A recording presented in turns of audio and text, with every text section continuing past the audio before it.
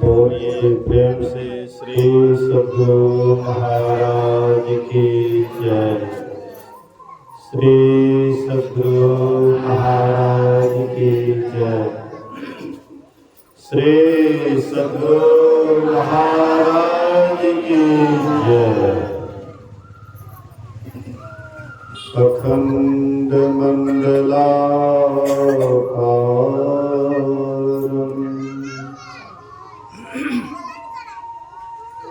व्याप्तं येन चराचरं तत्पदं दर्शितं येन तस्मै श्री गुरुवे नमः। धन्य धन्य सतगुरु सुखद महिमा कहे न जाए। जो कुछ कहो तुम्हारी कृपा होते कछो न बसाए। समवेत समादरणीय सज्जन वृंद, आदरणीय माताओं तथा भक्तिमती बहनों, एक दिवसीय संतमत सत्संग का आयोजन परम श्रद्धे नागेश्वर बाबू के द्वारा यह आयोजन किया गया है। दूर दूर से लोगों को आमंत्रित किया गया है। सुबह में कुछ उदास लग रहा था, लेकिन अभी वह उदासी का रूप नहीं, बल्कि वह उदासी को भर दिया है। ये जितना खर्च हो रहा है किस लिए? तो यह ज्ञान ध्यान को बात सुनाने और समझाने के लिए। ज्ञान से ही मुक्ति मिलती है। अज्ञान में हम आप दुखी रहते हैं। वही जगह पर थोड़ा कम कर दीजिए। हेलो सिटी दे रहा हूँ। हेलो हेलो, हल्का और कम कीजिए, आवाज थोड़ा और कम कीजिए। सुसियाना बिल्कुल नहीं चाहिए, थोड़ा सा कम कर दीजिए। हेलो, ठीक है। तो हम आप देखते हैं सांसारिक ज्ञान में जो जितना आगे बढ़ा हुआ है वह उतना ही भौतिक पदार्थ में आगे है। जैसे कोई पढ़ लिख करके बड़ा नौकरी करता है तो देखिए उनके पास अधिक पैसा है, भौतिक ज्ञान में बढ़ा चढ़ा है, भौतिक विद्या में आगे है, तो उसके पास भौतिक पदार्थ भी अधिक है। इसी तरह से जो आध्यात्म विद्या में आगे हैं उनके अंदर में भीतर की शांति अधिक होता है, अंदर से वे शांत होते हैं। इसलिए ज्ञान ध्यान की बात बुझिए या मन को खूब समझाइए जी। पलटू मुए पति ने देखा, जीवन ही मुक्त हो जाएगी। जीते जी मोक्ष पाना है, मुक्ति पाना है। और जब तक हम ये बात नहीं समझ लेंगे कि आखिर अज्ञान किसको कहते हैं और ज्ञान किसको कहते हैं, तो हम उसको कैसे छोड़ेंगे। रामकृष्ण परमहंस जी महाराज कहते थे कि जिसको भूत लगा है वह व्यक्ति अगर जान जाए कि हमको भूत लगा है तो भूत उसी समय छोड़ करके भाग जाएगा और उसको भूत लगा हुआ नहीं लगेगा। जिस व्यक्ति को भूत लगा है मालूम हो जाए कि हमको भूत लगा है तो भूत उसी समय छोड़ करके भाग जाएगा। इसी तरह से माया में रहते हुए यह प्राणी अगर जान जाए कि हमको माया पकड़ लिया है तो माया उसी समय छोड़ करके भाग जाएंगे। एक बार विश्वामित्र मुनि गए महाराज दशरथ के यहाँ और महाराज दशरथ से बातचीत होती है और बातचीत के क्रम में कहते हैं महाराज दशरथ कि क्या करेंगे गुरुदेव, हमको माया पकड़ लिया है, माया छोड़ता ही नहीं, हम लोग भी कहते हैं। इतने सत्संगी पूछते पर सत्संग क्यों नहीं आ रहे, की कर बाबा माया छोड़वे नहीं करे, माया छोड़वे कर जितने अलग सत्संग होने के लिए। वैसे महाराज दशरथ भी कहते हैं कि गुरु महाराज हमको माया छोड़वे नहीं करता है। कहते क्या तुमको माया पकड़ लिया है? कहते हाँ माया हमको पकड़ लिया है। अच्छा ठीक है। तो विश्वामित्र मुनि गए, दरवाजा पर एक मोटा बट वृक्ष था, उसको भर पांच पकड़ लिए और चिल्लाते हैं राजन राजन दौड़ो दौड़ो, हमको यह वृक्ष पकड़ लिया है, बट वृक्ष पकड़ लिया, छोड़ता ही नहीं है। उधर से आए महाराज दशरथ, कहते गुरुदेव बट वृक्ष आपको थोड़े पकड़ा है, आप वृक्ष को पकड़े, आपको वृक्ष थोड़े पकड़ा है। क्या नहीं देखते हमको पकड़ दिया है? नहीं गुरुदेव आप इसको पकड़े हैं, आप छोड़ दीजिए, वृक्ष आपको कैसे पकड़ सकता है? बोले इसी तरह से तुमको माया नहीं पकड़ा है, बल्कि तुम माया को पकड़े। हम आप माया को पकड़े। माया किसको कहते हैं? माया कहते हैं असत्य पदार्थ को, झूठ को। जो असत है, जो झूठ है, हाँ, जो दिखाई पड़ता है सही लेकिन वह सही नहीं है, दिखाई पड़ता है सत्य लेकिन सत्य नहीं है। जैसे गुरु महाराज जी कहते हैं मृगवारी सम सब ही प्रपंचन, विषय सब दुख रूप है, इसके निवारण के लिए प्रभु भक्ति करनी चाहिए। मृगवारी मरुस्थल में बैसाख जेठ के गर्मी में बालू के रेत को जब देखते हैं तो लगता है पानी का हिलोरा चल रहा है। सूर्य का किरण जब पड़ता है तो लगता है सूर्य का पानी का हिलोरा चल रहा है। तो मनुष्य तो समझ जाते हैं कि ये पानी नहीं है, ये बालू में सूर्य का किरण पड़ता है इसलिए पानी का हिलोरा जैसे लगता है, लेकिन पानी है नहीं, क्योंकि इसके पास में समझ है, विवेक है। लेकिन उसी जगह में मृगा को भ्रम हो जाता है। मृगा को लगता है कि आगे पानी है, प्यास, मरुस्थल में पानी तो जल्दी मिलता नहीं है, प्यास से व्याकुल रहता है, तो दौड़ता है पानी पीने के लिए। दौड़ता है तो देखता है कि यहाँ पानी नहीं है, सोचता वो यहाँ पानी नहीं, फिर आगे देखता है ओ वहां लेकिन पानी है। मतलब दौड़ते दौड़ते उसका प्राण अंत हो जाता है, लेकिन प्यास बुझता नहीं है। ऐसे ही हम आप सोचते हैं कि माया वाला पदार्थ है, भौतिक पदार्थ है, हमारे पास में खूब हो जाएगा, हम सुखी हो जाएंगे, तृप्त हो जाएंगे। लेकिन क्या जिनके पास में भौतिक पदार्थ पूरा भरा पड़ा है, उसको आप देखिए तो सुखी हो गए, उसके पास कोई दुख नहीं है। हमको लगता है जिनके पास जितना भौतिक पदार्थ बढ़ता है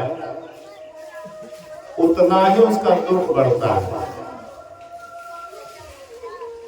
साईं स्वामी महाराज कहते थे एक समान एक दुख, हाँ 100 समान 100 दुख, और जिसको एको समान नहीं उसको एको दुख नहीं। जैसे जैसे धन संपत्ति बढ़ेगा वैसे वैसे टेंशन बढ़ता है। शुरू में हम कुटिया बनाए थे, झोपड़ी बनाए थे, आराम से किधरों से आते थे, आराम से रहते थे, कोई झगड़ा नहीं, कोई झंझट नहीं। आया ये घर बन गया तो अब सत्संग हॉल बनाओ, और वो बन गया तो अब ये बनाओ, अब 4 दीवारी करो, ऐसे करो वैसे करो, दुनिया का झंझट पर झंझट। और जब एक साधारण झोपड़ी था तो आराम से, कोनो बनाना होगा कुछ नहीं है। जैसे जैसे आपके पास में भौतिक पदार्थ बढ़ता है वैसे ही दिमागी टेंशन भी बढ़ने लग जाता है। शांत वही रह सकता है, तृप्त वही रह सकता है जितना है उसी में संतुष्ट रहता है, और उसी से ध्यान भजन हो सकता है। बिनु संतोष न काम न साहे, काम अछत सुख सपने हो नाही। बिनु संतोष न काम न साहे, बिना संतोष के क्या कामना का नाश हो सकता है, इच्छा का नाश हो सकता है। और जब तक इच्छा है क्या स्वप्न में भी सुख शांति मिल सकती है? और फिर इच्छा का नाश कैसे होगा? राम भजन बिनु मिटहि की कामा, फल विहीन तरु कबोहि की जावा। क्या ईश्वर की भक्ति बिना, क्या राम के भजन बिना कामनाओं का अंत हो सकता है? बिना पृथ्वी के क्या पेड़ पौधा लग सकता है? बिना पृथ्वी का चाहिएगा, पेड़ पौधा लगाने के लिए लगेगा, पृथ्वी चाहिए। फल विहीन तरु कबू की जामा, बिना पृथ्वी के जैसे पेड़ पौधे नहीं लग सकता है, वैसे ही जब तक ईश्वर की भक्ति नहीं करेंगे तब तक कामना का अंत नहीं हो सकता। इसलिए महापुरुष कहते हैं कि संसार में रहो लेकिन तुम्हारे अंदर संसार नहीं रहना चाहिए। नाव में, पानी में नाव है, कोई हानि नहीं है, लेकिन नाव में पानी नहीं होना चाहिए। नहीं, पानी में नाव है, पार करने के लिए तो नाव चाहिए ही। पानी में नाव है, कोई हानि की बात नहीं है, लेकिन नाव में पानी नहीं होना चाहिए।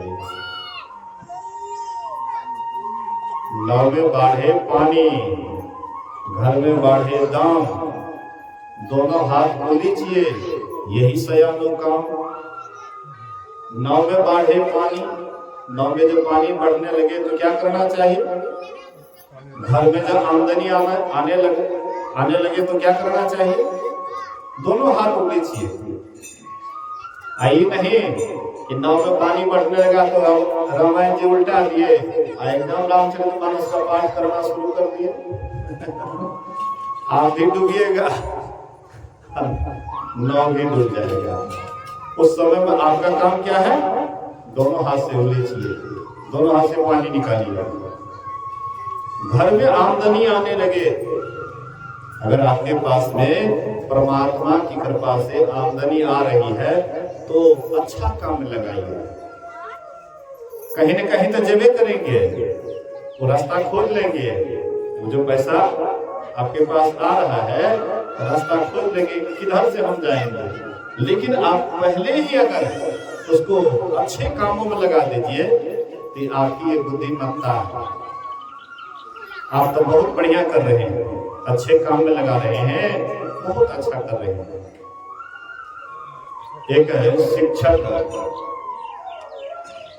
महर्षि शाही स्वामी महाराज के पास गए और उनसे कहते, हुजूर हम अकेले जिला वार्षिक लिए हैं। जिला वार्षिक एक बार राजेंद्र मेहता कटही मोहम्मदगंज के राजेंद्र मेहता जिला वार्षिक अकेले करवाए थे, प्रॉपर्टी डीलर है, हाँ, अकेले जिला वार्षिक करवाए थे, किसी से कुछ नहीं लिए थे, खर्चा बर्चा स्वयं अपना जेब से खर्चा किए थे, जिला वार्षिक से बढ़िया व्यवस्था किए थे। हाँ, जेंडर में भी जो 3 नंबर चौका होता है उसमें भी खूब बढ़िया व्यवस्था। जी बोलिए श्री सद्गुरु। आमदनी आ रहा है, आमदनी तो बहुतों के पास आता है। क्या राजेंद्र मेहता ही इस इलाके में सबसे बड़का धनिक है? उनसे भी कई गुना अधिक धनी है, लेकिन सबके अंदर ये विचार नहीं आएगा ना कि हम अकेले जिला वार्षिक। अब वैसों भी बाबा में वो बहुत खर्चा करते रहते हैं, बहुत खर्चा करते हैं, लेकिन सबके अंदर ये भाव नहीं आता है। तो कहते हैं जाओ जहां पर आमदनी आए, तो कहते वहां पर अच्छी सही काम में लगाना चाहिए, उत्तम काम में लगाना चाहिए, जिससे कि फिर दोबारा रिटर्न होकर के आए। 2 आदमी जा रहा था, बहुत पहले की बात है, बहुत पूर्व जमाने की बात है। 2 आदमी जा रहा था रास्ते से, पहले तो अकेले थे, बाद में एक आदमी मिल गया तो बड़ा खुशी हुआ, और चलो अब सफर बढ़िया से कटेगा गपशप करते हुए। तो एक आदमी के पास में 4 रोटियां थी। कौन सी का रोटी कहिए तो? पहलुका जमाना के बाद से मड़वा रोटी। बोलिए श्रेष्ठ सद्गुरु। मड़वा रोटी पहले जमाने की बात है, 4 रोटियां थी। तो दोनों आदमी गपशप करते हुए जा रहे थे, बीच बीच में जिसके पास 4 रोटी थी वो कहते जा रहे थे, 2 खाएंगे 2 कुआं में डाल देंगे, 2 खाएंगे 2 कुआं में डाल देंगे। तो वो जो संग में था, देखो कितना घनिष्ठ मित्र हो गया है, कितना बढ़िया बातचीत करते जा रहे हैं, अपनापन लग रहा है। कहता है 2 खाएंगे 2 कुआं में डाल देंगे। खैर इसकी रोटी है, इसकी मर्जी है, कुएं में डाल दे, ये इसकी मर्जी है, खैर कोई बात नहीं। तो जाते जाते एक जगह कुआं था, कुलाचमन किए, उसको बोले कि तुम भी कुलाचमन करो, वो भी कुलाचमन किए। तो 2 अपना खाए, 2 उसको खिलाए, 2 रोटी अपना खा लिए और 2 रोटी उसको खिला दिया। और उसके बाद फिर मुंह हाथ धो करके पानी उन्हें पी करके चलने लगे। तो वह सज्जन कहता है कि भाई तुम तो कहते जा रहा था 2 खाएंगे 2 कुआं में डाल देंगे, लेकिन 2 तो तुम खाया और 2 कुआं में तो नहीं डाला, वो तो हमको खिला दिया। बोले कि देखो भाई, 2 जो तुमको खिलाए असल में वही हम खाए, और 2 जो हम खाए वो तो कुआं में डाल दिए। हमने जो 2 खाया वो तो कुआं में डाल दिए, दोबारा फिर आने वाला लौटने वाला नहीं है। जो भोग लिए, जो अपने अंदर डाल दिए, वो फिर लौटने वाला नहीं है। लेकिन तुमको जो खिलाए उसका 10 गुना मेरे पास लौटेगा। गारंटी के साथ कहता हूं कि तुमको जो मैंने खिलाया 2 रोटी, उसका 10 गुना मेरे पास आएगा। लेकिन हमने जो खाया उसको कुआं में डाल दिया।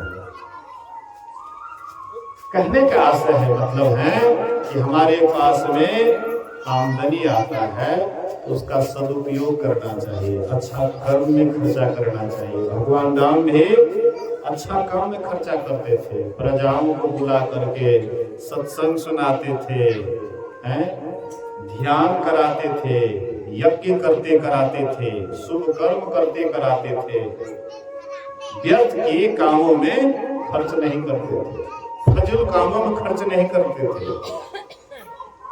इसलिए महापुरुष कहते हैं ये संसार में रहना चाहिए। संसार में रहेगा, 5 तत्व से शरीर बना है और 5 तत्व से संसार बना है। तो शरीर का भरण पोषण संसार से ही होगा, है? आज संसार को माया कहा है। गो गोचर जहाँ लगी मन जाई, सो सब माया जाना हो भाई। तेहि कर भेद सुनहु तुम सोई, विद्या अपर अविद्या दोई। कहते हैं हे भाई गो गोचर जहां लगी मन जाई, असो सब माया जानो भाई। जहां तक ये इंद्रियां जाती है, मन जहां तक जाता है, कहते सब माया ही माया जानो। गो गोचर जहां लगी मन जाई, सो सब माया जानो भाई। तेहि कर भेद तुम सुनहु तुम सो, कहते उसमें भी भेद है। विद्या अपर अविद्या दो, कहते एक विद्या माया है और दूसरी अविद्या माया है। एक दुष्ट अतिशय दुख रूपा, आज यही बस जीव बड़ा भवकूपा। एक दुष्ट माया है जिसके वश में यह जीव भवकूप में चला जाता है, 84 में चला जाता है, नरक में चला जाता है, दुख में चला जाता है, कष्ट में चला जाता है। लेकिन एक विद्या माया है, वह विद्या माया इसको परमात्मा तक ले जाती है। एक है रसातल में दे आती है, नरक में गिरा देती है, और दूसरी परमात्मा तक पहुंचा देती है। तो माया तो दोनों है। नहीं, भक्ति को भी माया कहा है। बोलिए श्री सद्गुरु। भक्ति को भी माया कहा है, लेकिन ये माया अलग है। इस माया के गोद में जो बैठते हैं सीधे परमात्मा के पास पहुंच जाते हैं। नहीं, भक्ति रूपा माता की गोद में बैठने पर वो परमात्मा की तरफ जाते हैं। और जो ये अविद्या माया के गोद में बैठते हैं, ये संसार का धक्का खाते हैं। इसीलिए माया को असत कहा है, झूठ कहा है। हाँ, लेकिन इसी असत में रह करके, यही झूठ वाला माया में रह करके सत्य का दर्शन करना है, परमात्मा का दर्शन करना है। एक जादूगर एक राजा के यहाँ गए और राजा साहब से कहते हैं कि मैं जादूगर हूँ, जादू का खेल करता हूँ, क्या आप देखना चाहेंगे जादू का खेल? कहते हैं कि दिखाओ। तो राजा साहब से कहते हैं कि देखिए, अभी देवता और दानव में लड़ाई चल रहा है ऊपर में, और मैं देवों के सहयोग के लिए मैं जा रहा हूँ। मेरी पत्नी को बढ़िया से आप सुरक्षित रखिएगा, फिर मैं लौटूंगा तो मैं अपनी पत्नी को आपसे सुरक्षित मांगूंगा, इसलिए बढ़िया से देखिएगा। तो उसके पास में धागा का गुलिया था, एक छोर को पकड़ लिए, धागा के गुलिया को आकाश में फेंकते हैं, तो आकाश में इतना ऊपर चला गया धागा का गुलिया कि धीरे धीरे मतलब नजर नहीं आ रहा था कितना ऊपर चला गया। तो वही धागा के सहारे वह जो जादूगर था, धागा के सहारे ऊपर चढ़ते चढ़ते चढ़ते चढ़ते आंख से ओझल हो जाता है, तब किसी को दिखाई नहीं पड़ता है। कुछ देर के बाद, कुछ घंटों के बाद वह जादूगर का एक हाथ कट करके गिर जाता है। उसकी पत्नी बगल में थी, अब वह रोने लग जाती है कि लगता है कि मेरे पति के ऊपर आक्रमण हो गया है, दुश्मन चारों तरफ से घेर लिया है और मेरे पति के हाथ को काट करके नीचे गिरा दिया है। अब जो रोने लग जाती है, थोड़ी देर के बाद दूसरा बाजू भी कट करके गिर जाता है, अब तो और रोने लग जाती है कि दूसरा भी बाजू कट गया। थोड़ी देर के बाद पैर कट के गिर जाता है, हाँ, धड़ कट के गिर जाता है, और उसके बाद सिर भी कट करके गिर जाता है। अब उसकी पत्नी जान बेजान रोने लग जाती है कि हाय, अब मैं किसके सहारे रहूंगी, मेरा पति ही, मेरा संसार ही खत्म हो गया। जब संसार ही नहीं रहेगा तो मैं किसके सहारे रहूंगी। अब एकदम छाती पीट रही है, माथा पीट रही है, खूब रो रही है, खूब आंसू बहा रही है। तब तक में उसकी पत्नी कहती है कि हम क्या करेंगे, हम तो हमारे पति देव चले गए, अब इसका दाह संस्कार किया जाए।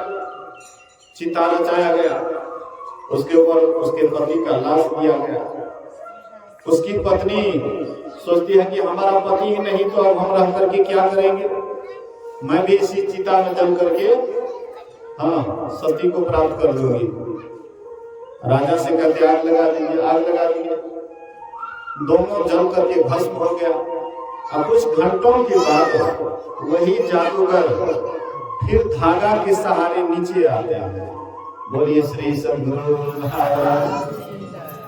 वही धागा के सहारे नीचे आते हैं। राजा तो अवाक हो गए, अरे अभी तो तुम्हारे शरीर का चिता रच करके अभी आग धधकिए रहा है, देख लो अभी प्रत्यक्ष में आग धधक रहा है। तुम्हारी पत्नी भी जल करके राख हो गई और तुम भी जल करके राख, तुम कैसे नीचे उतर गया। बोले कि महाराज और बात बाद में करेंगे, पहले यह बताइए हमारी पत्नी को छिपा करके कहाँ रखे, हमारी पत्नी को कहाँ छिपा करके रखे। अरे भैया अभी तुम्हारा पत्नी जल करके आए। राजा साहब हम समझ गए, हमारी पत्नी सुंदरी थी इसलिए आप हड़पना चाहते हैं हमारी पत्नी को। कहते नहीं नहीं, मैं सत्य कह रहा हूँ, मैं सत्य कह रहा हूँ, तुम्हारी पत्नी अभी जल करके राख हो गई। बोले कि मत, झूठ मत बोलिए, मैं सच कह रहा हूँ। उसके बाद ये आवाज करते, अरे फलानी की माई कहाँ हो, फलानी की माई कहाँ हो। एक रूम से वह आवाज देती, पतिदेव मैं इस रूम में हूँ, हमको राजा साहब इस रूम में बंद कर दिए हैं। उसके बाद रूम खोलते उसकी पत्नी आती है, राजा आश्चर्यचकित हो जाते हैं, ये क्या है, इसको क्या कहते हैं। बोले कि इसी का नाम है माया। माँ मतलब नहीं, या मतलब है जो नहीं है अब फिर भी दिखाई पड़ता है, इसी को माया कहते हैं, इसी को असत कहते हैं, झूठ कहते हैं। हम आप जो देखते हैं तो हम लोगों को लगता है कि झूठ है, कहते नहीं है, हम आँख से देख लिए, सच बात छे, झूठ नहीं हम बोले छे, जे देख लिए हम वह कहे छे। लेकिन जो देखते हैं उसको असत्य कहा गया है, उसको झूठ कहते हैं। एक बार भगवान कृष्ण से भीम भैया भगवान कृष्ण से कहते हैं कि हे कृष्ण, एक बार हमको माया का दर्शन करा दो, तुम्हारी माया कैसी है, एक बार तुम्हारी माया को मैं देखना चाहता हूँ। बोले कि भीम भैया मत देखिए माया को, निर्माया को देखिए, परमात्मा को देखिए, ईश्वर को देखिए, भ्रम दूर हो जाएगा। माया को देखिएगा और भ्रम बढ़ेगा। माया से भ्रम बढ़ता है और परमात्मा से भ्रम दूर होता है। इसीलिए माया को मत देखिए, परमात्मा को देखिए। कहते नहीं, हम तुम्हारी माया को देखेंगे। बोले कि अच्छा कोई बात नहीं, समय आएगा आप सब कुछ देख लीजिएगा। तो एक दिन पांचों भाई पांडव था, एक ही पत्नी थी द्रौपदी। तो द्रौपदी के पास पांचों भाई का पारी लगा हुआ था। एक वर्ष एक भाई, दूसरा वर्ष दो, दूसरा भाई तीसरे वर्ष, तीसरा भाई, एक वर्ष का पारी लगा हुआ था कि जिसका पारी होगा वही भाई केवल द्रौपदी के कमरा में रहेंगे। तो उस समय में युधिष्ठिर जी महाराज की वारी थी। युधिष्ठिर महाराज का पारी था। चांदनी रात थी, युधिष्ठिर महाराज कमरा में थे, खिड़की खुला था और उस वक्त द्रौपदी के चरण को दबा रहे थे। बोलिए श्री सद्गुरु। द्रौपदी महारानी के चरण को दबा रहे थे कौन? युधिष्ठिर जी महाराज। द्रौपदी के चरण को दबा रहे थे युधिष्ठिर जी महाराज। अब भीम किसी कारण से इसको नींद नहीं आ रही थी। कभी कभी हम लोगों को भी होता है ना, नींद नहीं आती है, कोनो टेंशन या कोई वजह होता है। तो भीम को नींद नहीं आ रही थी तो टहल रहा था, और टहलने के क्रम में उसका नजर पड़ जाता है कमरा में। तो देखता है युधिष्ठिर भैया द्रौपदी के चरण को दबा रहे हैं।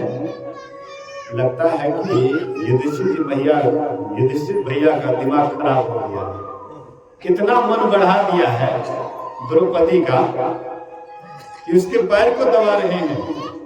और द्रौपदी का मन बढ़ा हुआ रहेगा तो हमको भी कहेगा पैर दबाने के लिए, लेकिन हम तो बर्दाश्त नहीं करेंगे।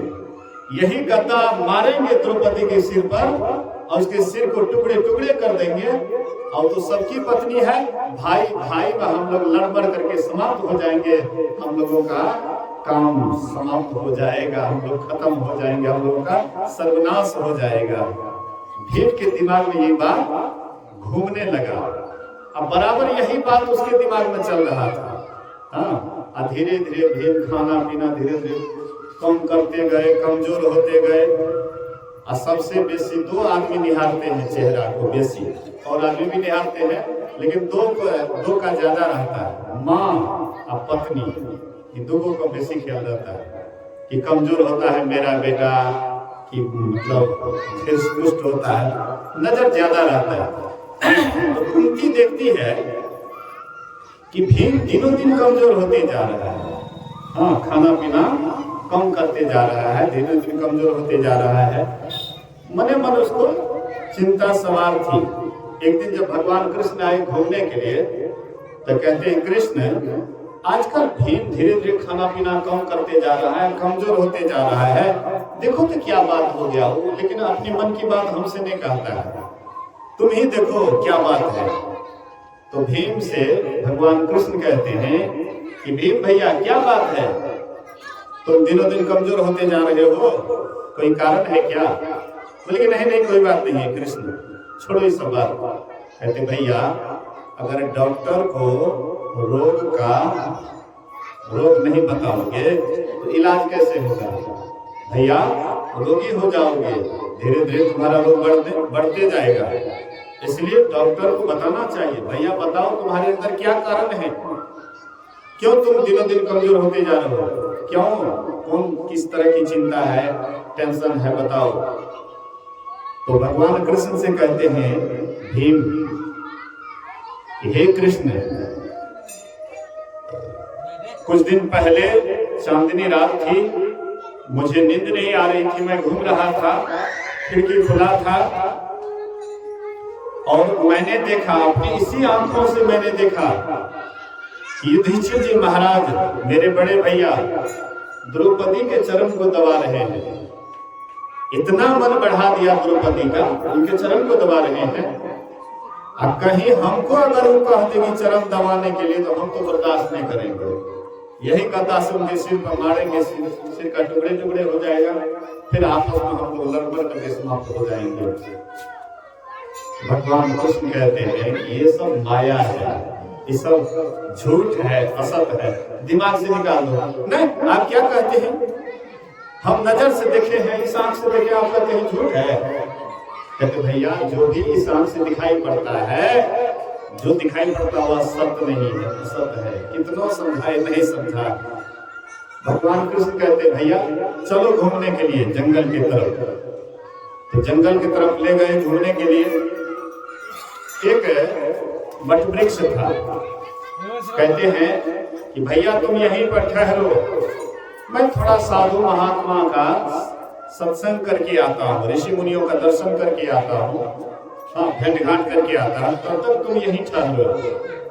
वह वट वृक्ष के पास भीम ठहरने लगे और थोड़ा शाम का समय होने लगा तो भीम सोचे कि कोई हिंसक जानवर नहीं आ जाए, इसीलिए पेड़ पर चढ़ गए, डाल पर बैठ गए।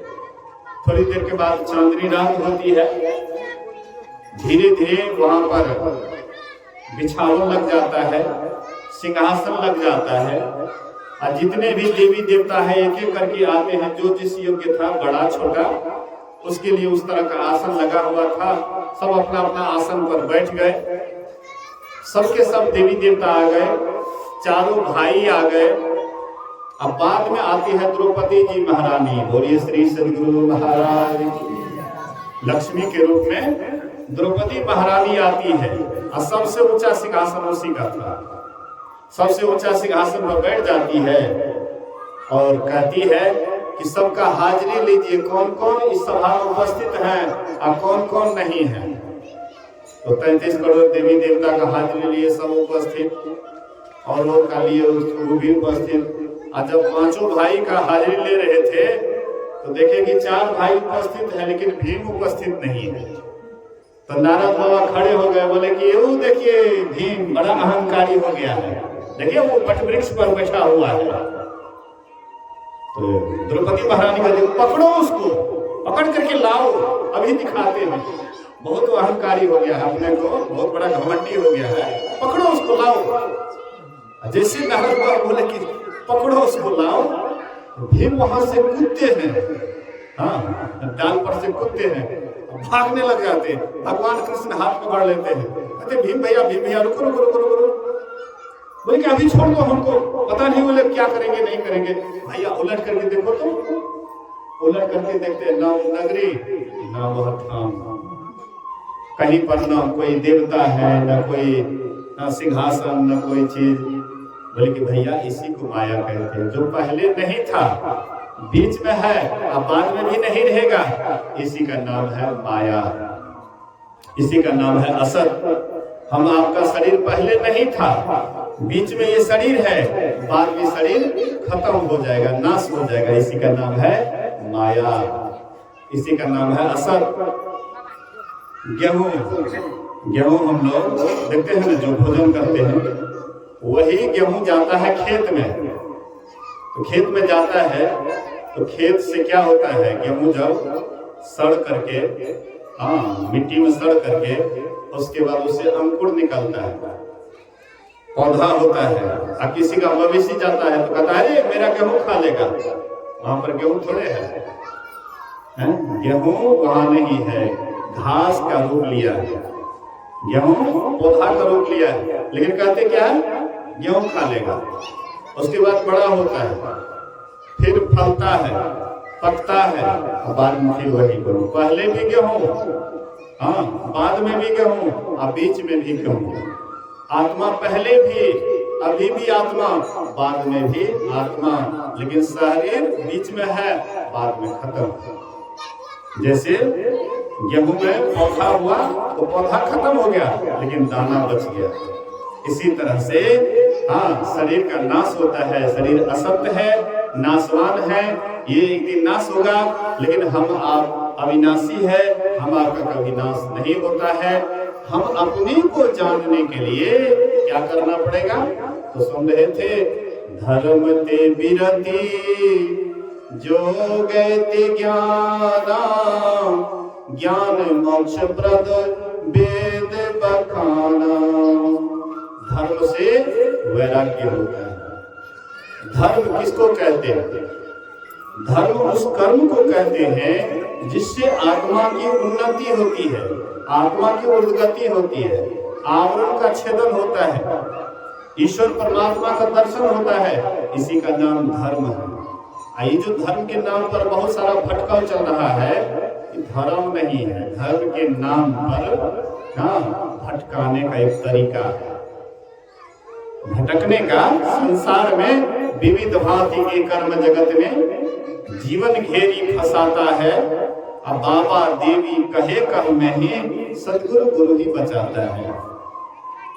गोस्वामी तुलसीदास जी महाराज कहते हैं, नर विविध कर्म अधर्म बहुमत, शोक प्रद सब त्याग हो, विश्वास करी कह दास तुलसी, राम पद अनुराग हो।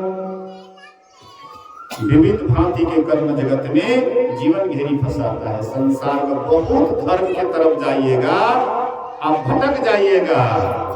कौन सत, यह सत की वह सत, यह सत की वह सत, आपको पता लगेगा कि किसको पकड़ना है किसको छोड़ना है।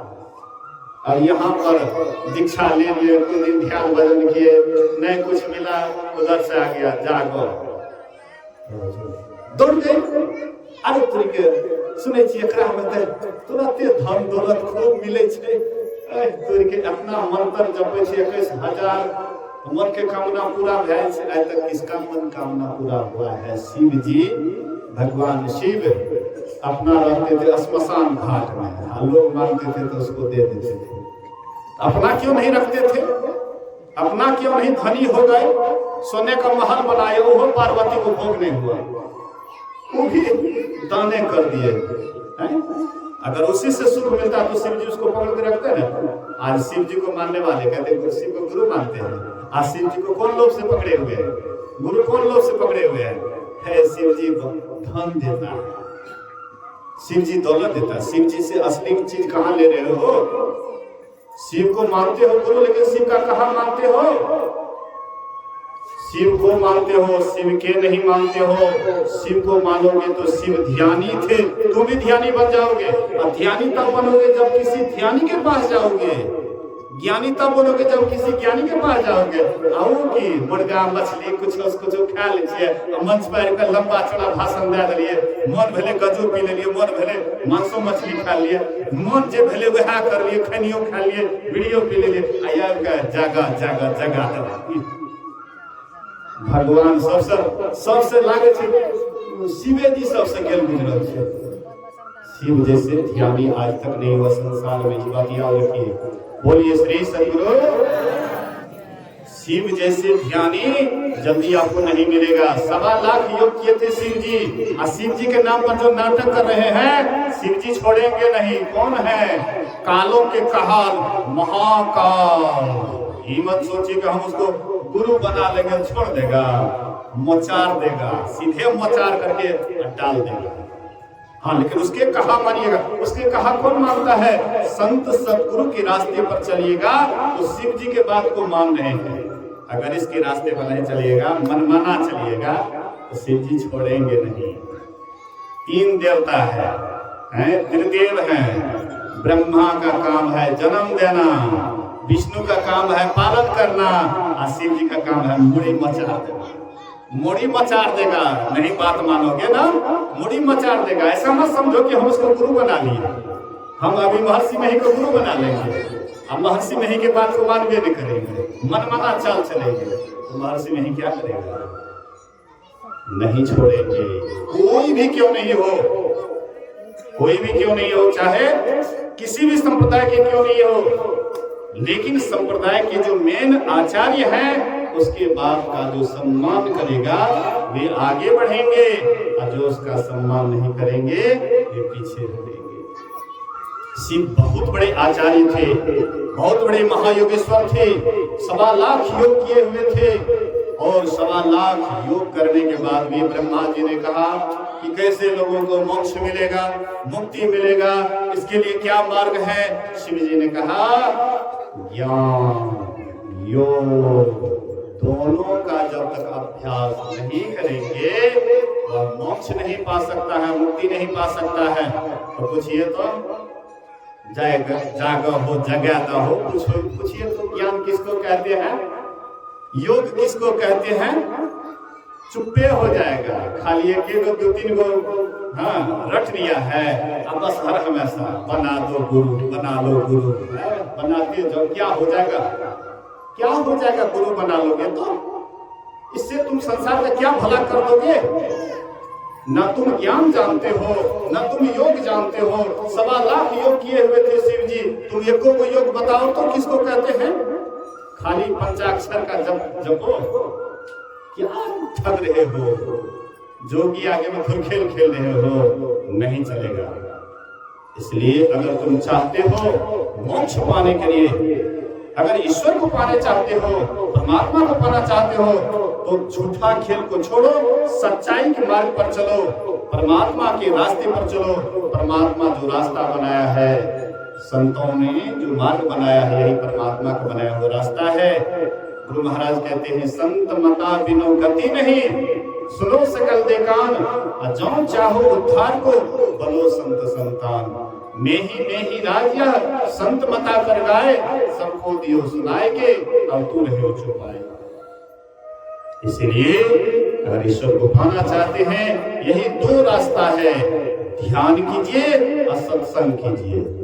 कितना हो किसी के पास अवगुण है, अगर वह सत्संग रूपी डोरी को पकड़ करके रखेगा, एक न एक दिन सारा अवगुण उसका धुल जाएगा। रत्ना कर डाको सत्संग किया, सारा अवगुण धुला कि नहीं?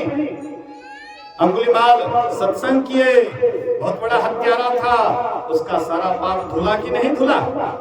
कितना हो पापी क्यों नहीं हो, लेकिन संतों के शरण में जो चला जाता है वह जीव का निश्चित कल्याण होता है, और जो मनमाना चलता है उसका कभी कल्याण नहीं होता है। इसलिए हम लोगों को संतों के रास्ते पर चलना है, ईश्वर भक्ति करनी है, सत्संग नित और ध्यान नित रहिए, करत संलग्न हो, बेविचार चोरी नशा हिंसा झूठ करना चाहिए, पंचपाप से दूर रहते हुए, और दो काम नियमित रूप से कीजिए, सत्संग ध्यान। यही काम करते करते करते एक दिन परमात्मा की कृपा होगी, अंतर मार्ग में चलेंगे, ईश्वर का दर्शन करके सदा के लिए कृत हो जाएंगे। इन्हीं वचन के साथ ये जो नागेश्वर बाबू अपने दरवाजे पर इतना बड़ा आयोजन करवाए, दूर दूर से साधु महात्माओं को बुला करके,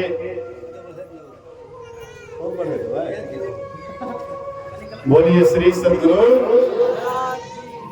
आप भजनों में बैठ जाते, कोनो बात नहीं से, तो इतना जो करवाए हैं, बहुत सुंदर काम किए हैं। मैं गुरु महाराज से प्रार्थना करता हूँ कि इनके परिवार में, इनके परिवार में सुबुद्धि हो, सद्विचार हो और शुभ काम करे, अच्छाई की ओर चले, इसी से जीवन सार्थक और सफल होगा।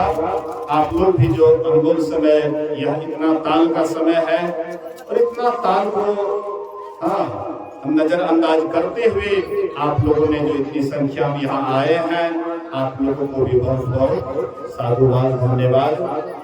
इसी वचन के साथ मैं अपने वचन में विराम देता हूँ। आइए कुछ भजन सुनते हैं। बोलिए प्रेम से श्री सद्गुरु महाराज की जय।